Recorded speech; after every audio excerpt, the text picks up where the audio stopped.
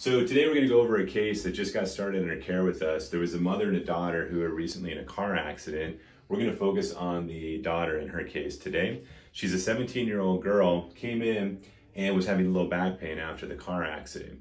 And so we took x-rays, and one of the things we noticed right away that's very important in her case, you can see right here, the lowest segment in her lumbar spine has these huge bony growths off to the side. This is not normal. This is very rare. It happened at birth, and typically what we're seeing here is these bones are becoming part of the sacrum. So this is a segment that's not going to get motion. If we hadn't taken x-rays, typically in a case like this, we would try to bang away at that and try to get motion there, and it just wouldn't feel good. She'd probably be in more pain after trying to adjust those segments.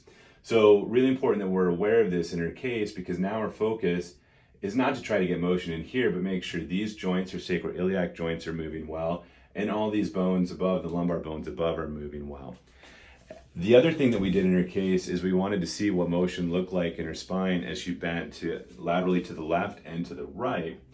And what we see in here, we're always looking to make sure that each segment has a good pinch and a gap like you see in through here. We're losing motion down in here, and of course, we wouldn't expect this to move. But the other thing that we like to see is there shouldn't be much hip involvement. These hips should stay the same width. In her case, typically if people do use their hips, it's the one that's the same side they bend to that'll get thinner. Here she's using the opposite hip, so she has a very abnormal motion trying to get herself bending to that side. And then she does the same thing bending to the other side as well. She's using the wrong hip in terms of that. So we want to get that motion out of there as well and get her to where she's using her spine better. So we're very excited to see how she improves through care with us.